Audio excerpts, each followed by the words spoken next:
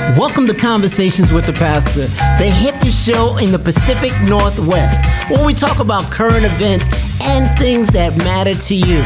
We're here every Wednesday at 6 p.m. Now listen, this is an interactive conversation. That means we need you to ask questions via Facebook or pastorconversations at the nbcf.org.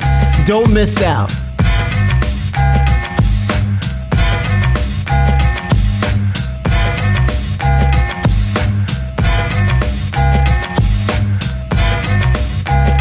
Now let's start the conversation. Pastor? Good evening and welcome to not only another episode of Conversations with the Pastor, but the very first episode of the year 2024 in the year of our Lord. Welcome back, welcome back, welcome back. And hope all y'all had a great holiday season. Moi had one of the best holiday seasons I have ever had. After a very trying year on many different levels, we ended on the upswing. We had a fabulous Thanksgiving Day season, a fabulous Christmas Day and time with family, and a fabulous New Year's that culminated with a musical chairs experience for the ages, where I showed everybody, don't try to cheat me in musical chairs because it may not turn out good for you. Even if you win, you're going to feel like you lost. Hey, it's just who I am. Pray my strength in the Lord. But welcome back, Carter. Welcome back to Conversations with the Pastor 2024, Wednesday, January the 10th. 2024. Now, this week, I'm going to dispense with my normal monologue about things that make you go, be back at you next week with that. But I want to dispense and get right into a very special episode that features a very special personality, someone who's special to me personally, but has become special in the conscience of the country nationally. Kevin, roll the tape. I think Felicia. I think Denzel Washington is her brother.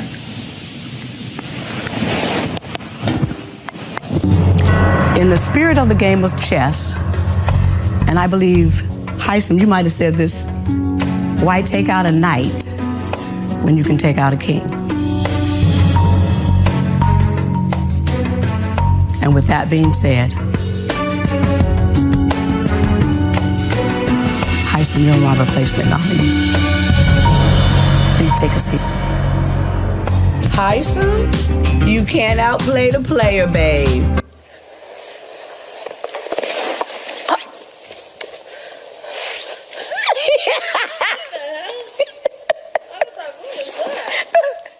Me falling off the damn thing. Other people, but that's not what happened. I would love to talk to you privately. That is what happened. See, because the private conversations is where you can lie. You turn the comic room dark, make this room dark. That's not fair. They don't have 4 people in there.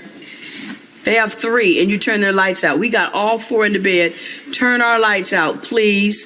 Thank you, and smooches. It's a liar, Jag's a liar, and I ain't never paid no attention to damn Bowie Jag. What the hell is that, big brother? Shut that down. Yeah.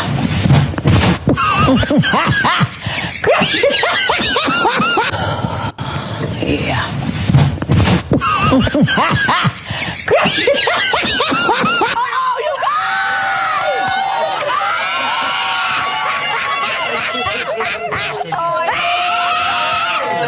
and my seasoning pepper, come on. Mr. B, you did all right, man. Okay. We're just going to be staring at each other with nothing to do for the rest of the day. It will be fabulous. We promise. We'll be adult. Ain't going to be no mess. Ain't going to be no chaos. We can work this out. You're up first. Thank you. This week has been long and exhausting, and I have survived by the faith of a mustard seed. At some point in this game, every person in here will have to be willing to make a decision and take the lead rather than following everybody else. The winner of BB25 is going to be the person that has the leadership and the courage to do just that. That's my theory, and I'm sticking to it. Thank you, Felicia. Well, you figured it out by now. My guest for today and the very first episode of Conversations with the Pastor 2024 is none other than my own sister, Felicia Delene Braxton Cannon, that America has come to know as Mame Fe from season 25 of Big Brother. Felicia, welcome to Conversations with the Pastor. Thank you, Pastor, Brother Leslie. It's a pleasure to be here. Yeah, all that. All of that. Well, welcome to the show. And when I start each week, I always ask every guest the same question, and that is, who is, and then you fill in the name of the guest. Because I believe I want to give everybody the courtesy of introducing themselves, so that my audience will get to know them the way they want to be known. So I'm going to extend to you the same courtesy. I know you have a boatload of pics that show various snapshots, moments in time in your life as it has unfolded, and we want to get to that, and perhaps you can even trigger that at whatever point. But who is Felicia Cannon / alias now Mame Fe? You know, that's a big question, because I think I have a myriad of things that describe me. Mm-hmm. Most importantly, though, I love life. I think that really defines who I am, because I try to live life to the fullest. I love new challenges, new opportunities, meeting people, and I try to let God be my center in everything that I do. And I think if I stay focused on doing what is destined for me, and a lot of times you don't know in advance even what that is, but you just follow your spirit and let that lead you. Mm-hmm. I don't believe God lets you go astray. And with that, again, I just try to do right by people. Mm-hmm. I try to be my authentic self. And some people like that, and some people don't. But I try to stay living life through Felicia's lens, mm-hmm. the lens that I'm comfortable with. And with that, again, just a love for life, a love to have fun, a big voice, full of laughter, loving people. I really do just love people. And so engaging, meeting, accepting people for who they are and working with them based on who they are, that is what really has allowed me to live the life that I've lived, which has been, you know, I haven't done any, what I say, huge, great things, but enough to let me live a comfortable life, an enjoyable life.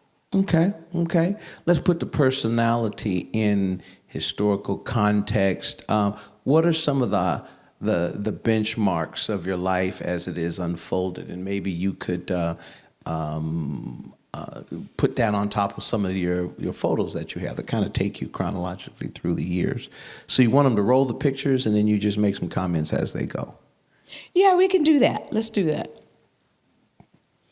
So, of course, this is me as a baby.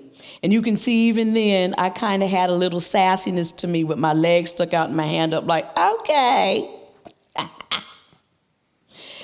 This is me, Norman, and Leslie. Norman on the left, me in the middle, and Leslie on the right.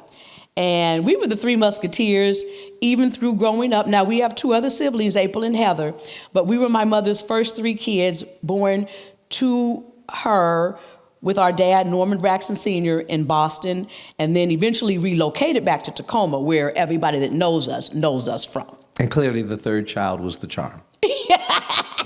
That's what he says. This is me, you know, when I was born originally, I had a gap in my teeth, and that was my nickname growing up, Gap. Gap and Flipper. Gap because of the teeth and Flipper because of my laugh. Always hated that gap because I could put my tongue through it, and I hated the nickname. So when I got older, wore braces to get rid of that gap. But this is me in about third grade showing me, again, with that smile, just being happy Felicia. This is probably our family when I'm about 18, 19. It's before I went in the military. Mama with her 5 kids. April on the top left, Leslie sitting down, me in the middle, my youngest sister Heather to the right of me, and Norman on the far right, sitting down. This is me as a cheerleader at Lincoln High School. Now, I want to say something here. This is probably when I first actually got a little bit of confidence that I didn't realize that I had buried beneath. I remember when I first told my brother that I was going to try out for cheerleader at Lincoln. He cracked up laughing, fell on the floor laughing like, really, Felicia, you think you're going to make cheerleader? And I said, you know what, just because you laughed at me and act like you didn't think I could do this, I'm going to try out and I'm going to make it.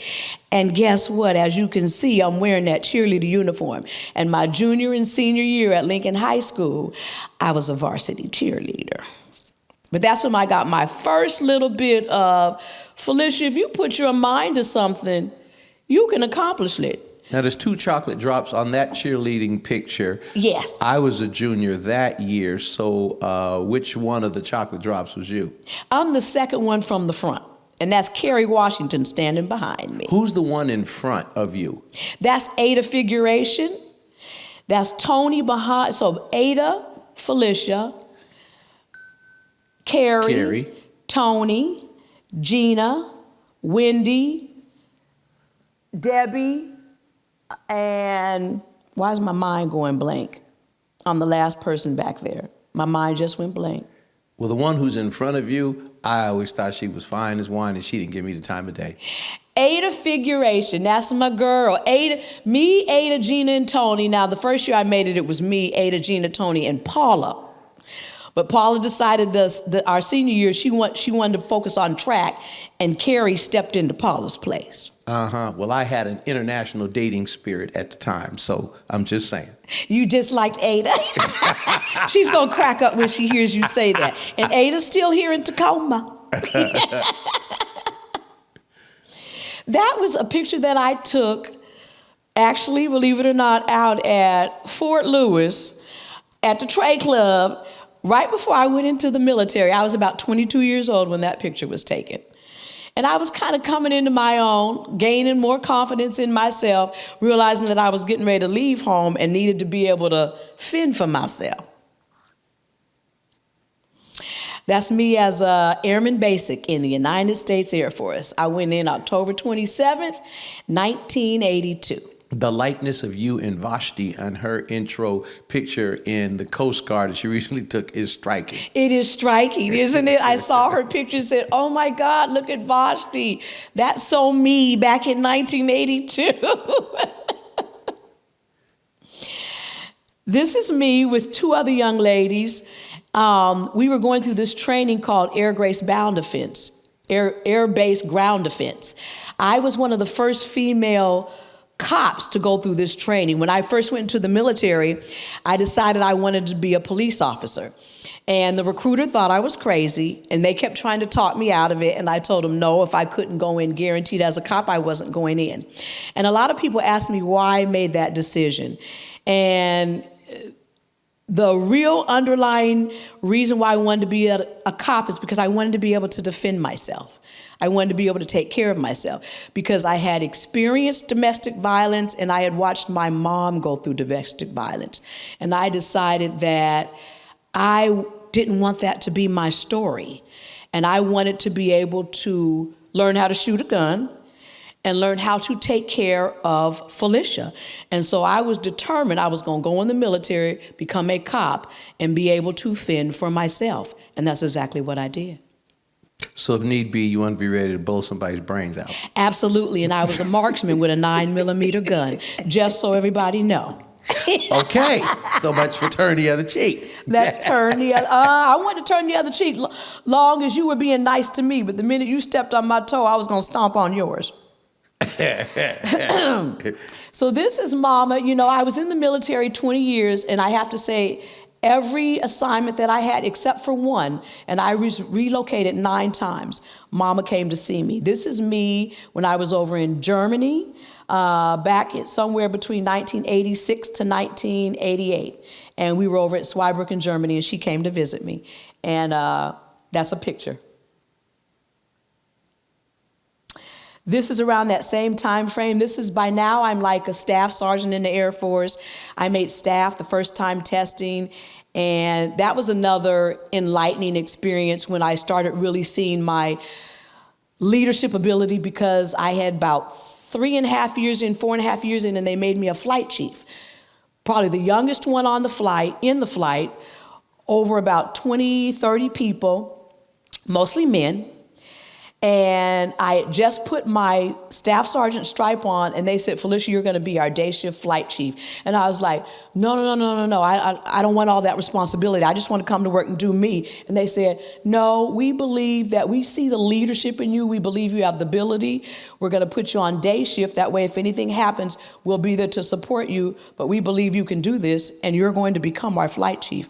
And they made me a flight chief as a one-day staff sergeant. I transitioned from being just an airman on the flight to putting on the stripe and becoming a flight chief for 20 to 30 people. And it was kind of a task, because all day, every day, the men on the team that didn't appreciate the fact that I kind of stepped over them and got that role, they let me know they didn't appreciate that. So every day it was a battle going into work, proving that I deserved to be there just as much as they did.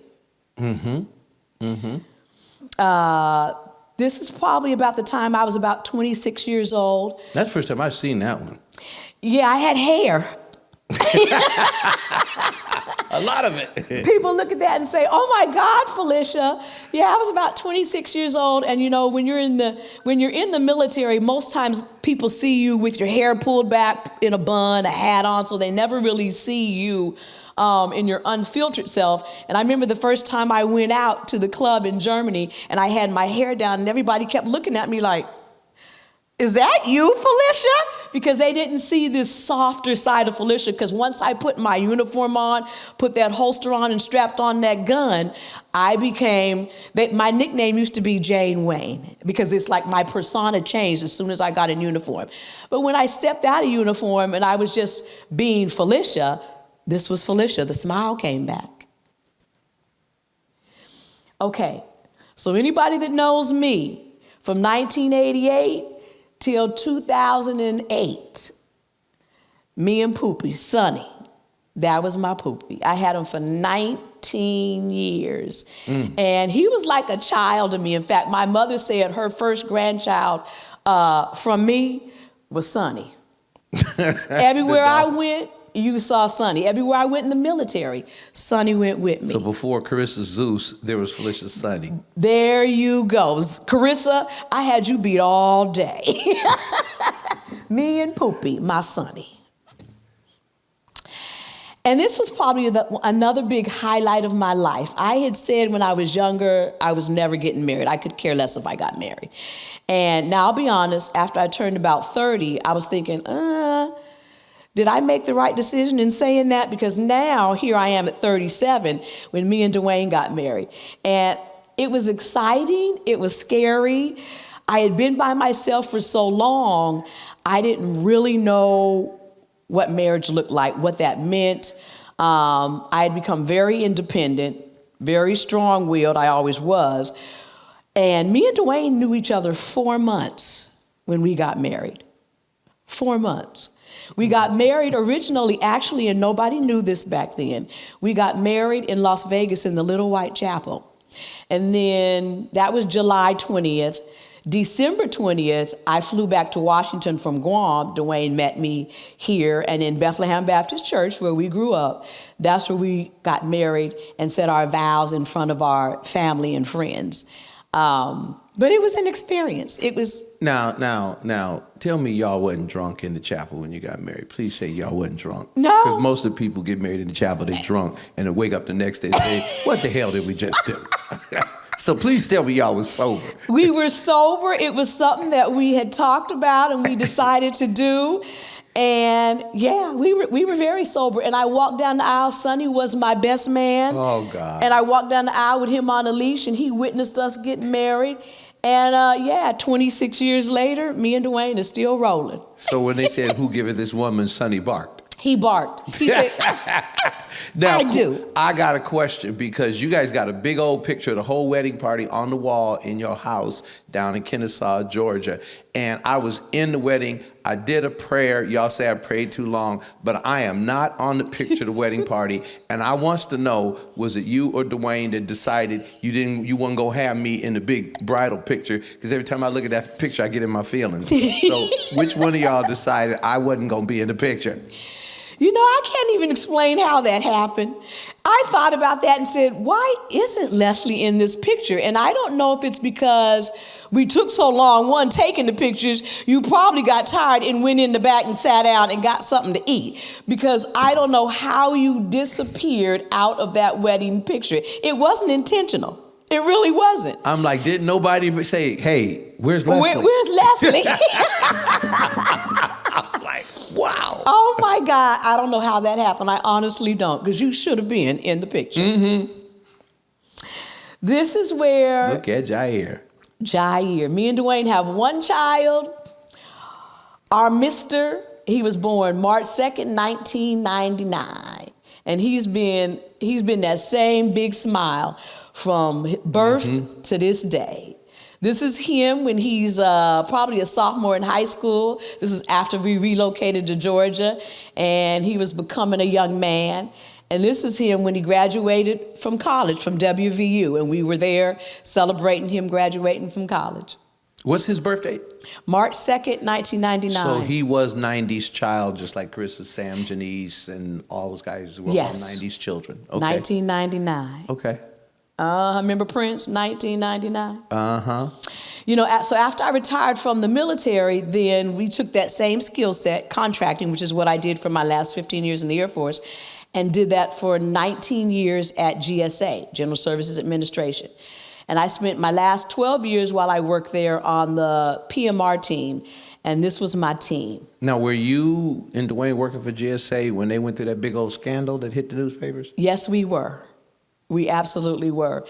But y'all weren't corrupt. We weren't corrupt, and we were not part of that. But we knew some of the folks that were engaged in that fiasco. And so, because I had people calling me saying, is your sister and brother-in-law going to jail? You know, GSA really is a great organization. They're like the gatekeeper of the federal government for all the other federal agencies. And it is a great place to live. I learned a lot, gained a lot of friends that are still lifetime friends for me or with me right now. But yeah, they have their, you know, it's like in any organization, you always have people who think they can beat the law and won't get caught, and eventually it catches up with you. Mm-hmm. And that's how that landed. This is me and Mother Dear. Me and Mama have always, like I said, no matter where I'm at, Mama comes to see us. No matter where Leslie was at, no matter where Norma was at, Mama's coming. She has lived her life almost through her kids. And I don't know if almost to a fault, because sometimes you say, Mama, what do you want to do for you outside of us? But she has always loved her 5 kids and was willing to do anything for us. And that's her in Kennesaw, Georgia, standing in front of our house one year. Me, Dwayne, and Jair, this is what we do, sports. You know, I've always loved sports because you and Norman played sports our whole life, cheerleading, watching you guys play football, watching Mark and them, basketball and all of that.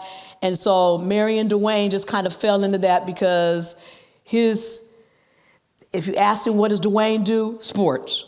Football, basketball, and even during the off season when they ain't on, then when you see Dwayne, now this is when you know Dwayne is really out there. You're like, Dwayne, are you really going to watch golf on TV? Can we find something else to do?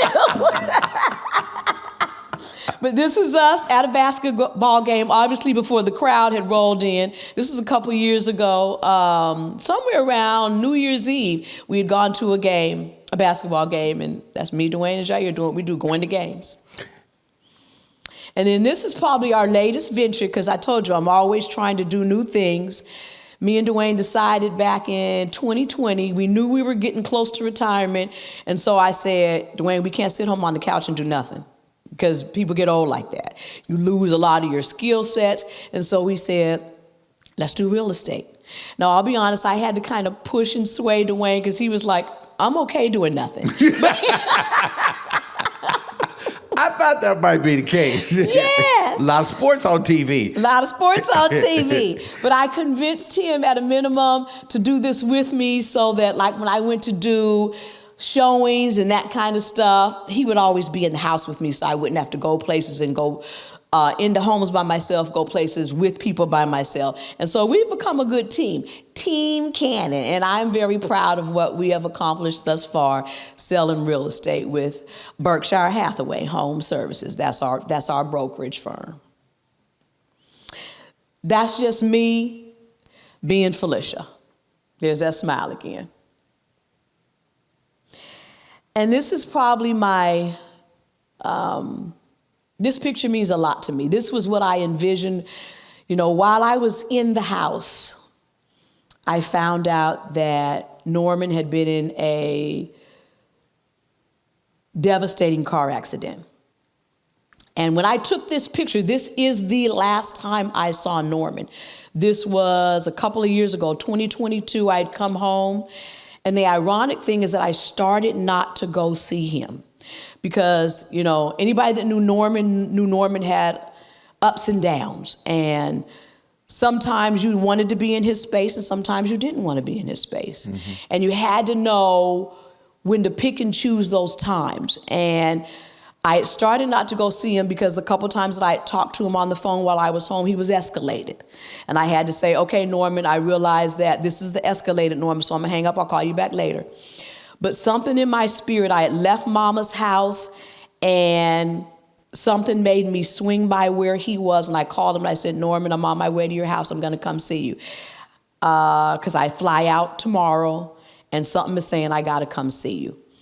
And when I came out, I was so excited to see him because he looked good. I had heard that he looked bad, and I said, thank you, God, that I went to go see him, gave him a hug, even gave him, you know, one of my sister pep talks, Norman, you still have so much more life in you to live. God has left you here for a reason. He has something else for you to do. And if you can just figure out what that is and try to be the best version of you. Let the VA give you the help that you need. If you need meds, take meds. If that's what it takes to bring you down, to level you out so you can continue doing what was destined for you, go do that. Because God ain't finished with you yet. And he smiled and he said, yeah, you right. And I said, okay, let's take a selfie. Because I'm going to post this, I said, and I'm going to send it to you. And every time you start spiraling, just take a look at this picture.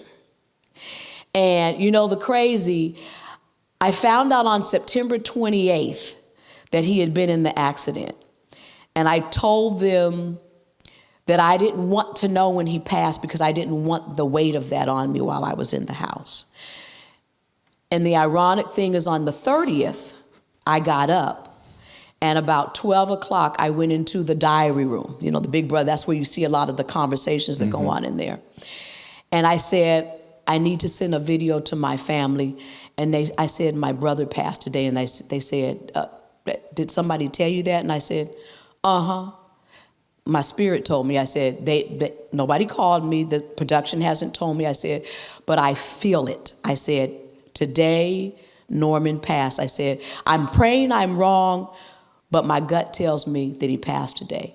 And here's the crazy, when I got home and asked you guys when this was September 30th, and when I got home and asked you guys what day did he passed on September 30th. It was about 12 o'clock when I went in there and did that video, and you guys told me he passed right before 11. So I felt it, I knew it. And that's why if people stay in tune with themselves, with their spirit, with God, He tells you, he feeds you everything you need to know. A lot of times we just miss it because we ain't paying attention. We ain't paying attention.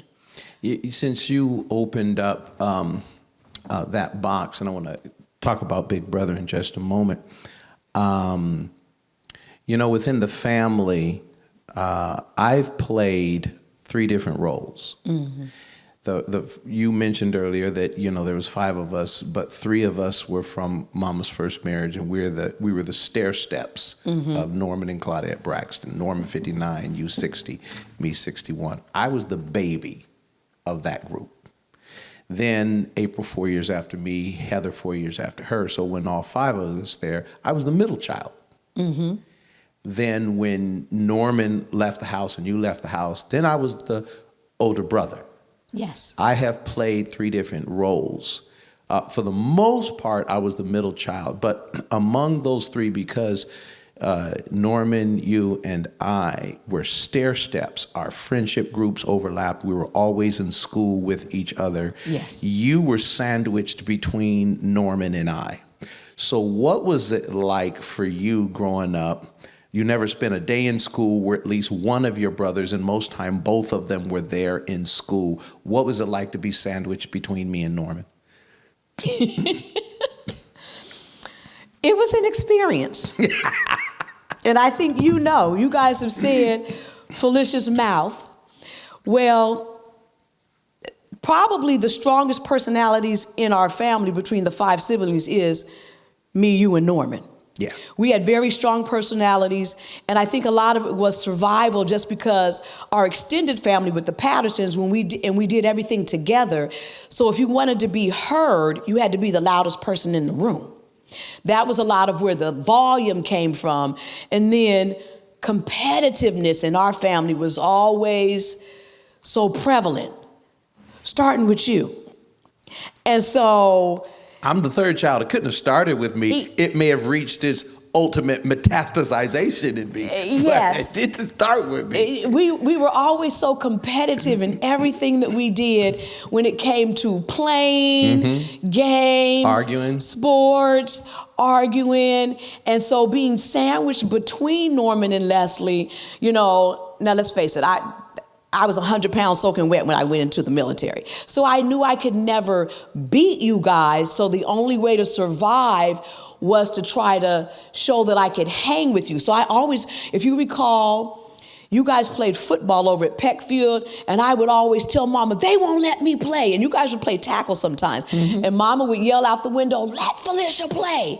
And your friends would be mad because I'd be out there playing tackle football with you and Vince Colby and Horace Lee and all those guys, knowing I didn't have no business being out there, but I wanted to show that I would hang. So I was very tomboyish. I kind of had a extreme personality. I could be girly, or I could be tomboy all the way in. And when I needed to be able to show that I was just as strong as you guys, I would get out there and I would compete with you guys. Until you guys started beating me up too bad. Then I wanted to jump out and say, Mama, those guys are messing with me. But it was a crazy dynamic, and I had to find out how to survive against these 2 very strong-willed brothers. And you guys were always, it seemed like boxing, Muhammad Ali and Joe Frazier, like football. I think one of you guys liked the Pittsburgh Steelers, and one of you guys liked, I don't even remember what the other team was. Norman liked the Cowboys. I like the Redskins. Okay, Cowboys and Redskins. Norman liked the USC Trojans. I like Notre Dame. Norman liked Ali. I like Frazier. We competed even in the teams that we liked. Never ever liked the same anything. So depending on who won and whatever they was watching or competing in, then the fight started. And then from the fight, then I was trying to always get in the middle and break up the fight. And the next thing you know, I'm part of the fight. And then the next thing you know, we on the phone. If Mama was working her swings and Mama, those guys are fighting. We breaking out windows. We tearing up furniture. We throwing knives and spoons and breaking body parts. We didn't know back then, but we had a crazy family dynamic. I think we knew back then. I believe in, the more I read on psychology, they talk about the genetic predisposition, that behavior really it's not the ultimate say on behavior, but it does influence. Yes. And I think this part goes back to our father, Norman Braxton Sr., because Ramon and I were talking to him the other day, and we were in the store, and he's so charming. But we also know in his experience, he can go from literally deadly. Yes. That has been his life experience. He was one of the fiercest, most feared people, and he earned it. Yes. He could go all the way there. Yeah. Literally, and could be so charming and so soft. His voice is soft and well-spoken. And the Braxton personality is really on the extremes. Clinically, they call that bipolar because I think we're all different. To some degree, bipolar, we can be righteous and ratchet. We could be friendly and fierce. Yes. It's part of who we are. And in all of that, you didn't have the body mass, but it was the mouth. Yes. Mama would say, stop hitting your sister. And we say, Mama, find a way to shut her up.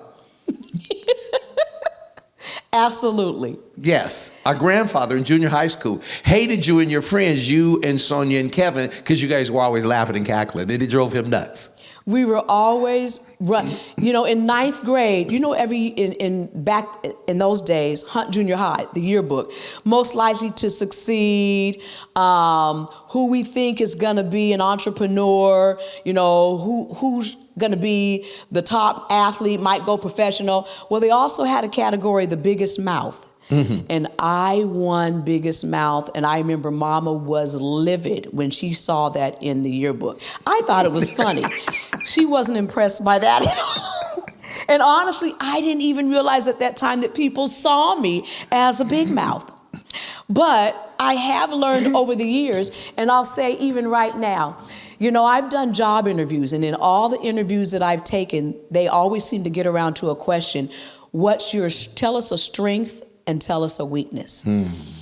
And I have always said, ironically for me, it's one and the same, and it's my mouth. My mouth is my greatest strength because I can talk my way into anything. I can sell you probably anything. I can be very kind and charming, and I can get in the room pretty much with any audience, and I can stay in the room in the conversation. On the other end of the spectrum with that, I can cut you off at the knees with my mouth, and I could do harm with my mouth. And I've learned and probably been more conscientious of it, probably within the last 3 to 5 years, honestly, trying to control the negative spin on what I say. And it's a hard task for Felicia. And I find myself consciously and subconsciously and even out loud saying, shut up, Felicia, don't say nothing. I've learned to filter myself more, where I don't necessarily say what's on the tip of my tongue that I want to come out, because I realize it's not going to prove anything positive to have it come out. Yeah, I'm looking at my brother-in-law, Dwayne, sitting out there, and he'll probably chuckle. I remember when y'all got married, and of course I had just met Dwayne because, as you said, you'd only known him 4 months, and you were clearly a bridezilla. I had to apologize to Reverend Rose for how you were behaving during rehearsal. But I said to Dwayne, I said, man, I love my sister. I want her to be happy. But knowing what your mouth was like, I said, but man, are you sure? He was a stranger, but I just had empathy on the stranger. I'm like, do you know what you getting into? He did ask him that, and I don't know that Dwayne truly knew what he was getting into. And I have to say, still to this day, I have to manage me. Again, you have to know your strengths and your weaknesses, and they become weaknesses when you don't know how to manage the strength. Yeah. And so every day I have to tell myself, shut up, Felicia, don't respond to that. Just be quiet, just go silent. And I'm getting better at it. I think we are. I think wine smooths out over time. Yes. That's why you don't serve no wine until it's time.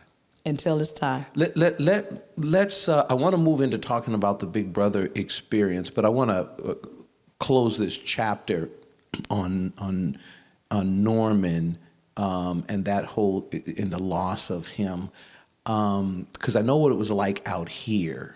Mm-hmm. When Sheila pulled me out of a luncheon and said to me, "You're not gonna like what I have to tell you," and they just kind of bluntly laid it out there. But I have to ask you, what was it like being isolated from the family, playing a game, and then you hear that of the accident and inevitable death of one of your two closest siblings, and to not be able to be a part of the family reaction to that, and to be isolated in a very artificial environment. I can't wrap my mind around what that must have been like. It was hard. It was extremely hard. When they first told me, I just kind of sat there numb, trying to wrap my brain around it. And my immediate response was, I got to go home. I need to go home. But they got on the phone with Dwayne, and then three-wayed in Ramon, who was actually at the hospital at that time. Norman was still alive. And I asked them, could I see him? So they turned the camera around so that I could see him. And I remember standing there crying, and I prayed over him through the phone. And I just said, God, if it be your will, heal him, but heal him to full recovery. Because I know Norman, and I knew that Norman would never want to be a paraplegic. Because they had said that they didn't think he'd walk again or talk again, be able to eat on his own. And I just said, oh, no, Norman could never live like that. He would be mad at us for saving him if that was the life he was going to be destined to live.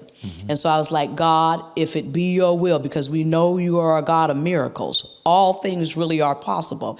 If it's your will, heal him. But if he can't come through this, then give him peace. Take him and give him peace. When I went back into the house, everybody came into the living room, and I told them that I had gotten that call. And like I said, at that time, he was still alive. And everybody kind of sat in silence. And because I didn't want that negative energy to linger too long, I got up and I said, okay, so I've told you guys, we're good. Now let's just go back to normal. Now that's what I said out loud. Internally, I still felt like I was screaming, but I had to find a way to bury those emotions in order to survive for however long I knew I was going to remain in the house. And I didn't know at that time. This was day 58. And I went to day 96. For the next couple of weeks, they were probably the hardest for me, because this was on a Thursday, and on Friday, I got put back on the block. Now, I actually got mad when they put me right back on the block. And a part of me was saying, why did I even decide to stay? I should have just left. And I remember sitting in the room one day, and I was crying, and I felt emotion come over me. And a couple of people, I believe I even talked to Sari, because Sari came, she noticed it, and she asked me, was like, okay, Sari and Mimi. And I said, no, I'm not. I said, but this doesn't have anything to do with the game. I said, I could care less about this game anymore. I said, because my mind is on Norman, my brother. I said, and I'm asking myself, should I have stayed? Now, let me just say this. The reason why I did stay was because in talking with Ramon, he said, Felicia, we had a family meeting, and we actually said that we think you should stay because we think you're doing well, and we think this is what Norman would want you to do. You can't really do anything even if you come home. And so we say this is a once-in-a-life opportunity, and if you're willing, we really want you to stay in the house. And so I decided to stay and play for Norman. That was my driving force. Like, I'm going to do whatever it takes to stay as long as I can, because I'm playing this game now undergirded by Norman. And that really was my will. And so every week I just said, God, because I landed on the block 5 more times. And every week I just said, I don't know how you're going to get me out of here this week, God. I don't know how you're going to keep me in here this week, God. I said, but I'm trusting and believing. And I really did ride off of that. God is going to carry me. I'm sending a message to somebody. I don't know what it is, but I'm here for a reason, and I'm staying as long as he says I need to stay. And so, like I said, those first couple of weeks, it was very difficult, and I found myself an emotional roller coaster. And I had to keep bringing myself down, and I had to work hard to bury those feelings in order to sustain myself in the house. Otherwise, I would have found myself getting very angry when I saw stupid stuff where I was just saying, I ain't even got time for this crazy. Y'all are in here playing a game, and I got a family at home that's grieving because I got a brother that has probably passed, and we in here worried about who going on the block, and you guys are worried about who said what to who. So it took everything in me not to let that rise. And like I said, a couple of times I did let people know I'm going to stay, but I need to stay. But there were a couple of days where I actually just stayed to myself. Mm-hmm. And they realized there was something wrong because that wasn't Felicia. But I had to tell them, I need a moment, and it don't have nothing to do with this going on in here. Now, it's funny, when you first said that you were going on Big Brother, because I didn't know nothing about Big Brother. I had never watched Big Brother. I didn't know who Big Brother was. The only idea I had of Big Brother is the government spying on you. So, that's all I knew about Big Brother. So the first episode that I watched that you were on, and we had a big watch party at the house. I didn't know what the game was, how it played, with this stupid room set up. I was like, how in the world is she going to survive in all these colors and stuff? That would drive me crazy. But when you first told me about it, I started laughing. And I remember Sheila, Carissa, and I casting bets on how long it would take for you to go off on somebody. We talked about that mouth again. I said, ain't no way in the world Felicia gonna put her in a house full of strangers and somebody say something stupid to her and she not go off. I said, first time somebody say something stupid to her, it's gonna be 5, 4, 3, 2. And so the fact that you stayed all that time, that was God's first move. So tell me about the Big Brother experience. What made you want to be a part of that in the first place, and where did this Mame Fe persona come from? And the whole mustard seed thing, unless it was a kind of organic outgrowth of the experience of loss layered over by constantly, more than anyone in the show's history, being put on the block.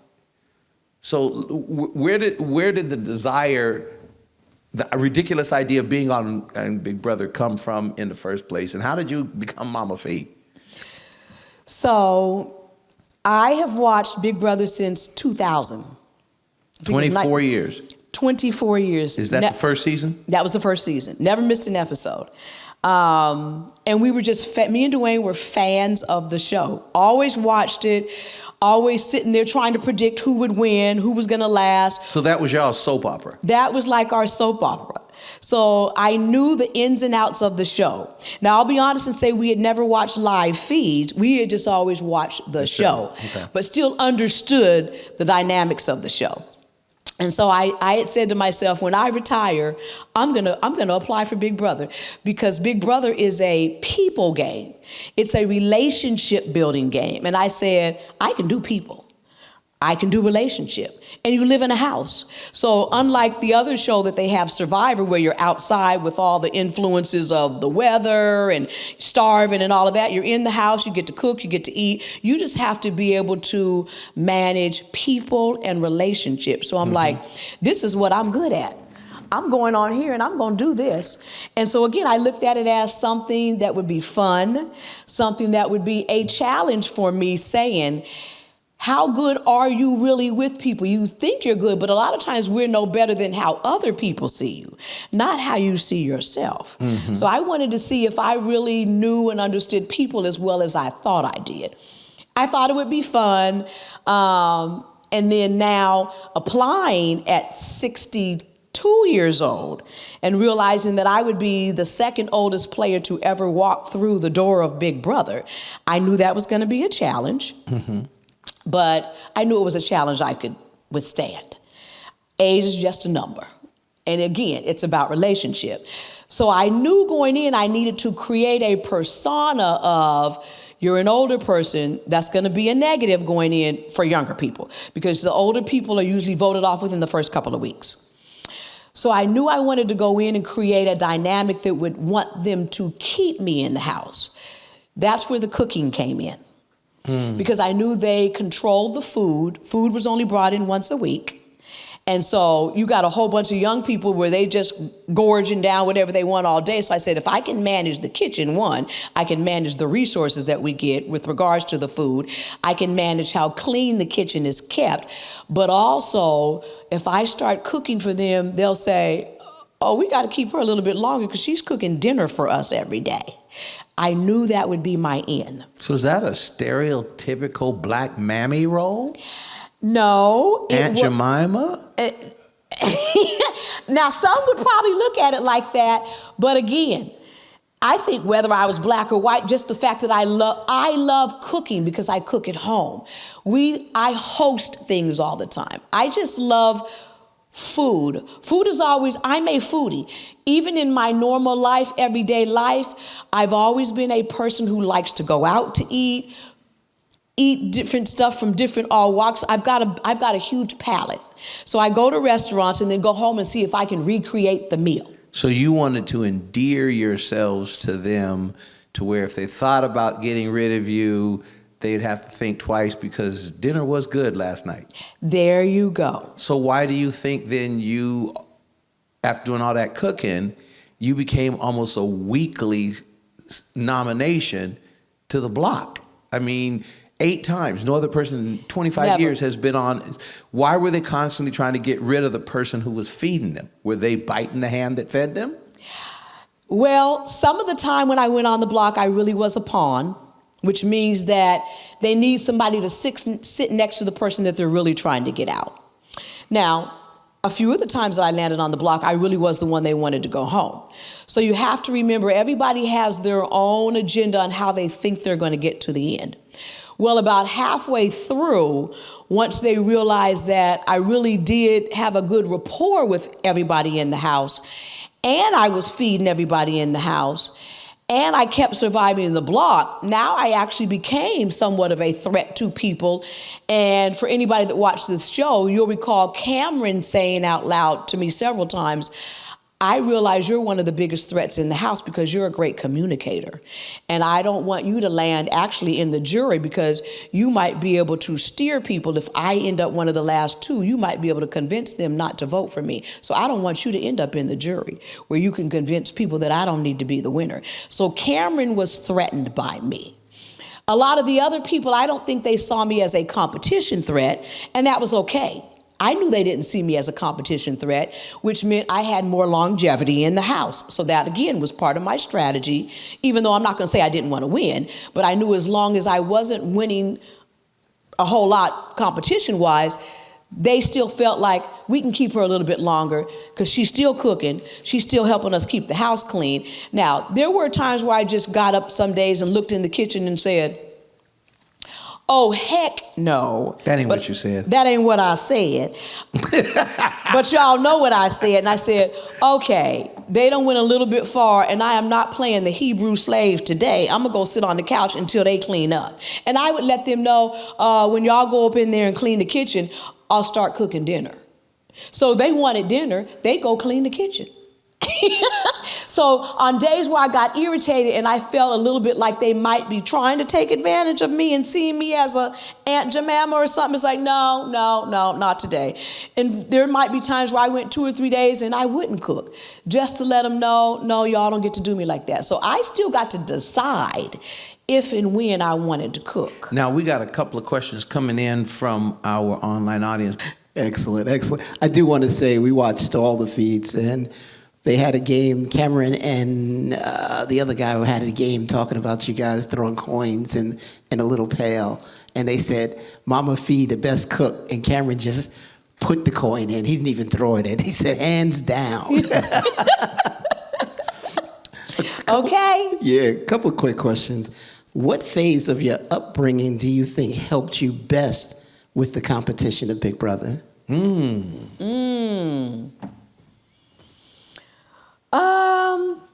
Again, I think just the dynamic of being raised with five of us siblings together and always, having to share and maneuver and work through sharing space and sharing resources.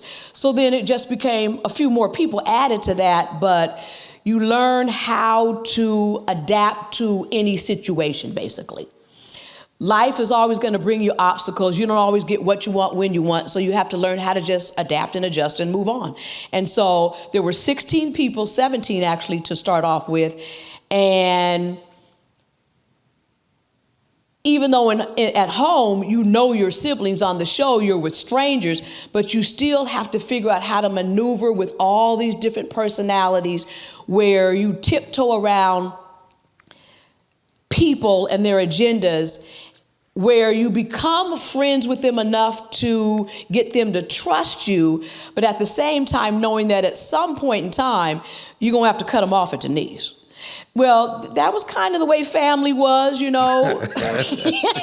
There were times where we had to cut each other off at the knees in order to get our agenda across, even in just playing games, getting what we want, survival, just all of that. Even in our church family growing up, even with our friends growing up, you learn a sense of survival and how to maneuver and adapt to people.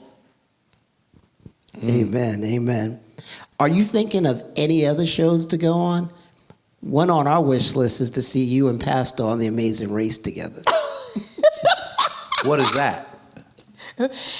It's a race with two people, and it can be, you see them with just best friends, mother-daughter, father-son, husband-wife. It's a show that's also with CBS. And you usually start in Los Angeles. And they literally travel around the world. They go to different continents. And you have all of these different activities that you have to do as a pair. Some of them are very physical. Some of them are mental. They're actually a lot of... some of them can be very hard, but what it really demonstrates is how well you work together as a team. And usually that's the make or break of the challenge is who takes the lead, who becomes the follower. And every week that might have to change based on your strengths and weaknesses, how well you communicate with each other, your strength and endurance. Now, I don't know how well we doing that. Yeah, 63, 62, bad knee. Yeah, that'd be the downside.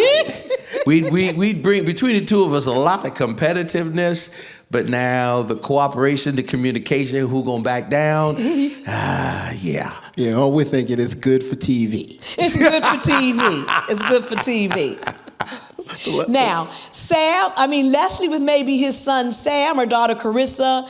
I even said, I think like Dwayne and Jair, because I think it would behoove you at this point in life to have a more senior person with the younger person. So when you do a lot of the physical things, you can throw the young person out there to do stuff that might be a little bit more physical. Mm-hmm. And then when it comes to the mental and the strategist, that's when we kick in and say, no, here's how we need to play this out. And you need complementary, not conflicting personalities. You need somebody who kind of laid back, somebody who's a bull in a china shop. They can balance off, and because sometimes you need Superman, sometimes you need Clark Kent. There you go. But Superman and the Hulk together, that's just tearing up the town. Tearing up the town. You need Batman and Robin. Batman was always leading and Robin was always following. They knew they roles. Yeah, Green Hornet and Kato. Yeah. Again, good TV. But now I'll tell you, I'm considering thinking about, and I'm just throwing this out there in the atmosphere, I'm considering applying for the Trader and the Circle. Either one of those, I believe I could go on and I could probably play a good game and get to the end. Yeah, you'd be good on the Circle, definitely. The Circle. Definitely. I'm planning on starting a TV show called Musical Chairs. No holds barred. You're going to have the ambulance out here every time you guys play. Musical Chairs, a contact sport. Right. Amen. The last question. Full gear. The last question touches on a little thing that Pastor just talked. You talked about how important your faith was in surviving BB25. Why did you choose the mustard seed parable?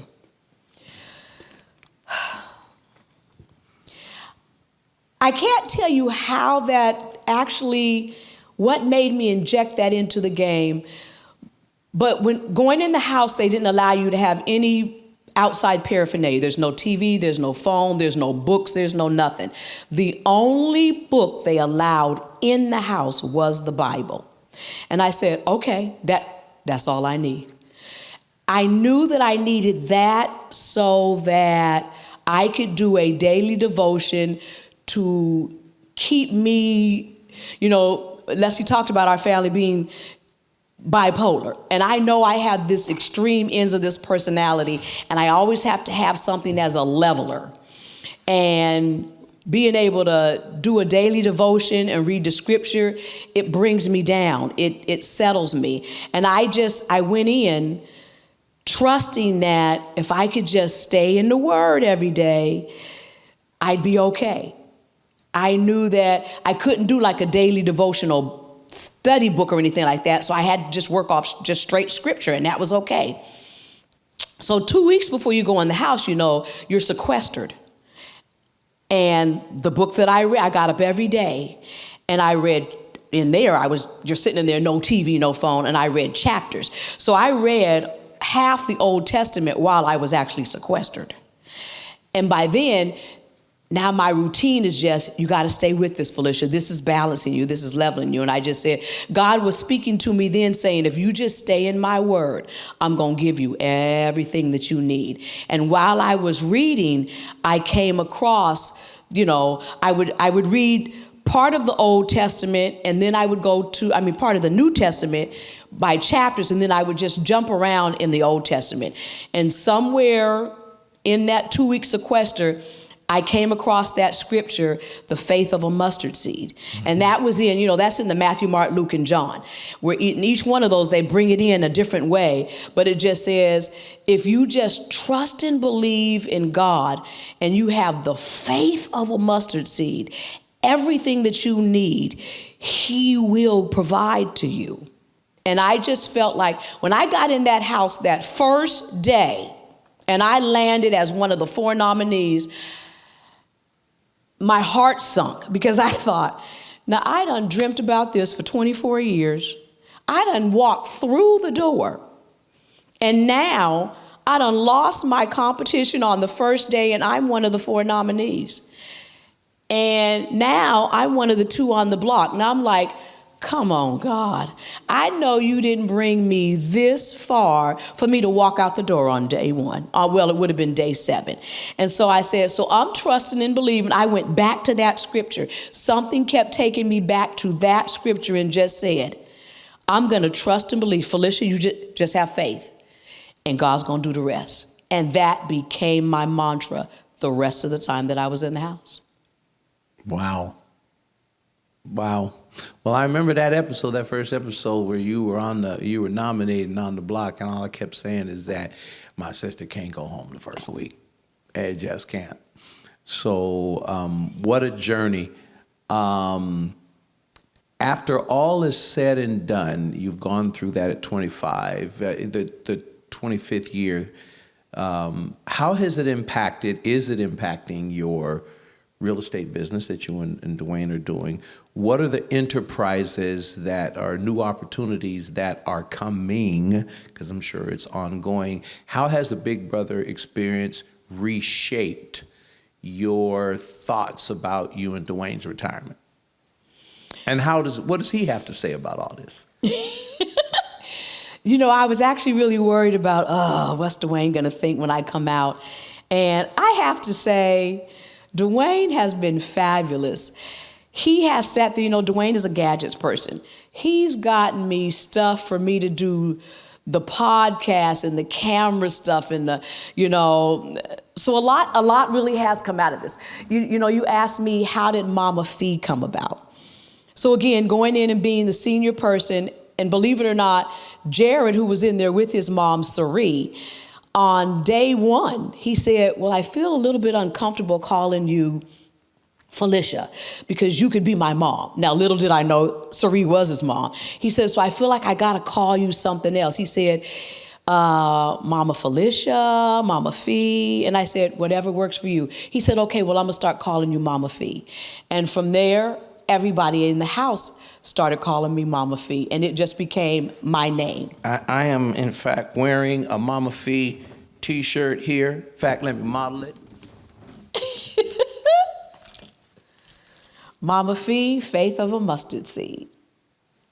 Now, don't think when you put your t-shirt on, it's going to look as good on you as mine does on me, because that's just me. Okay, you can't have me, but you can have a t-shirt. So, you know he crazy. Let's talk about some of the merchandising and stuff, the merch around Mama Fe as it is evolving. Mama Fe is evolving. Whether I go in the mall or the grocery store, the airport, wherever we go, every single day I have to say, since I've come out of that house, no matter where I go, somebody comes up to me and they'll say,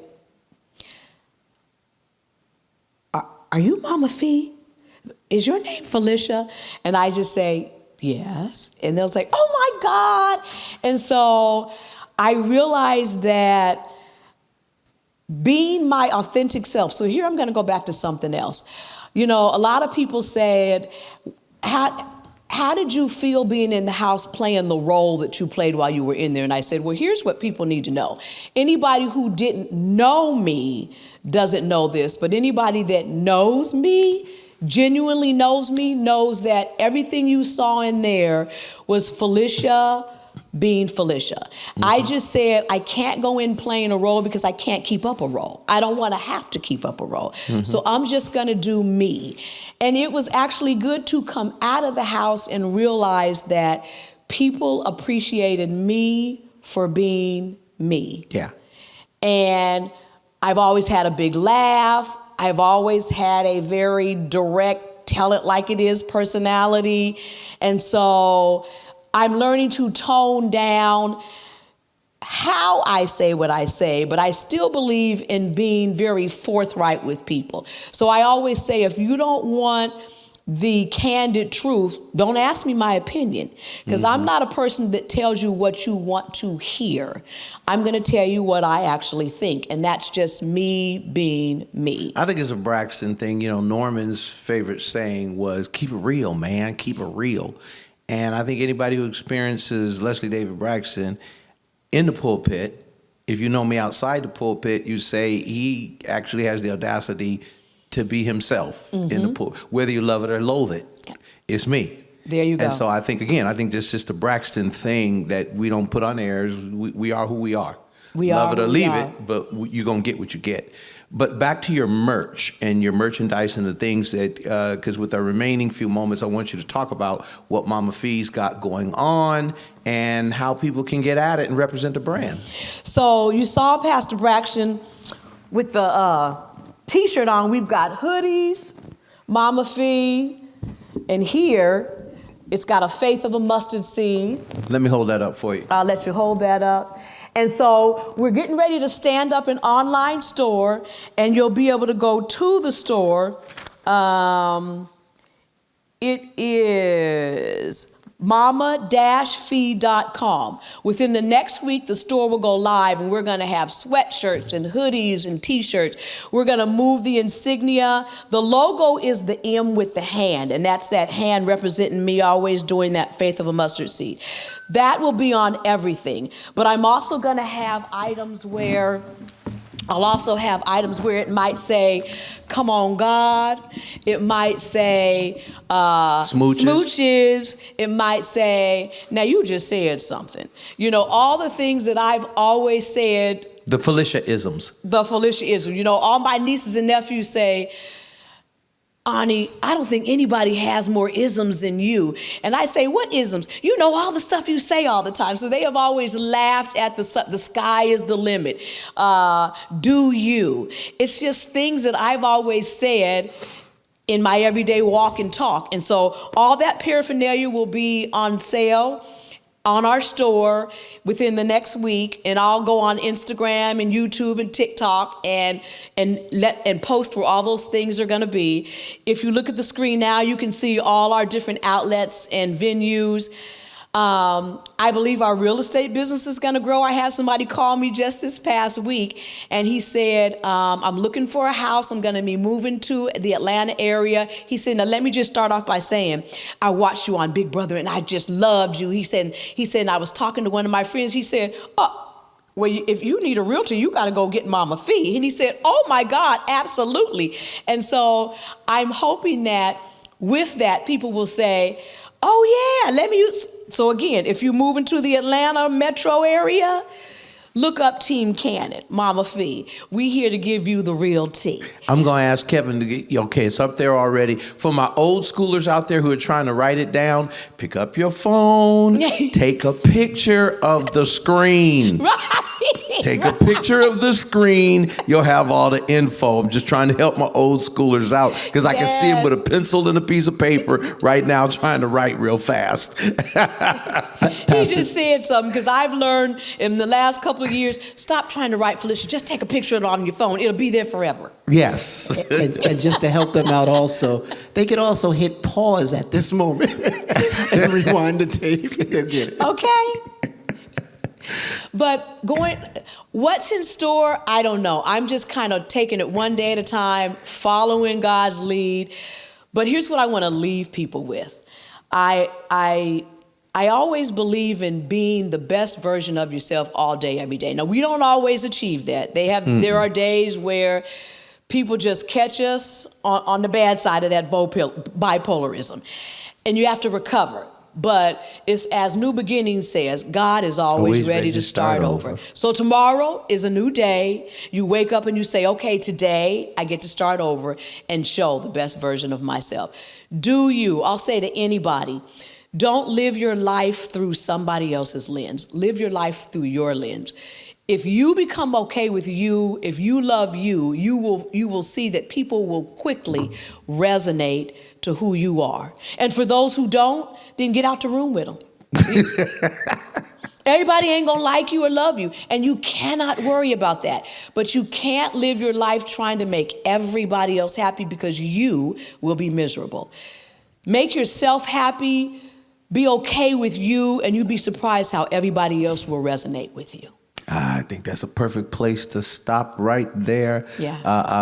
I want to thank Felicia Deline Braxton Cannon, my big sister, and to the world now, Mame Fe, for coming on and allowing us to start off 2024 episodes of Conversations with the Pastor with a bang. There you go. Bam! With a bang.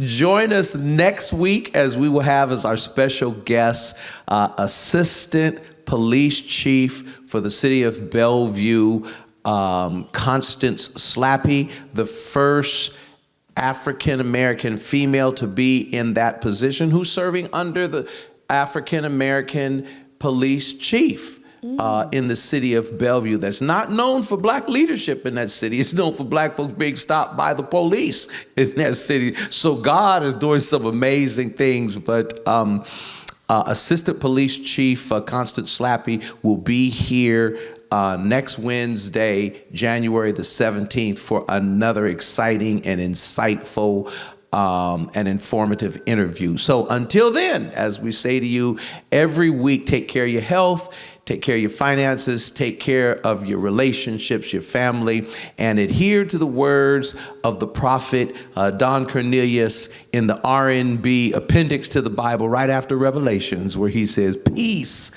and love. Thank you for joining Conversations with the Pastor here every Wednesday at 6 p.m. You can also join us for worship service on Sundays at 9:30 a.m. See you next week. Church, for all middle and high schoolers and their parents, let's get better together. The 2024 Parent Survey will be online at the nbcf.org on January the 1st, 2024. Listen, we want your responses so we can get better in serving our children today. Watch out for it. For more information, email students at the nbcf.org. We are overly excited about all the things happening in 2024, but we have a few things you need to add to your calendar. January 15th, with Evergreen Association, we'll have a big celebration only noted for a king, Martin Luther King. We'll be celebrating Martin Luther King Jr.'s birthday at 7 p.m. with Reverend Dr. Joseph Evans, endowed chair for Berkeley School of Theology. It plans to be exciting. But you cannot understand the kingdom of heaven unless you understand that the cross itself is treasure hidden in the field. For they hung him up high and they stretched him out wide. He died until the sun refused to shine. Died until my low self-esteem died. My God, the treasure in the field died until death itself died. But early Sunday morning, with all power in his hand, that treasure that was hidden in the field was raised from the dead. And so the kingdom of heaven is like the treasure hidden in the field. You see, you don't want to miss the words of Reverend Dr. Joseph Evans on January the 15th at 7 p.m. on MLK Day here at New Beginnings. On January 20th, we're having the annual leadership retreat. All church leaders are required to attend. We'll be discussing the business of the church, and you don't want to miss it. Don't forget to check the website for the next vaccination clinic. Don't forget Mixed Fix on Saturday mornings here at New Beginnings. Don't forget Church School on 2nd, 4th, and 5th Sundays. Don't forget Fresh on 4th Sundays. Don't forget, no, just don't forget. Please go to our website for more information and join a ministry. And if you don't have one, join a church. These are the announcements for the week. Have a blessed day.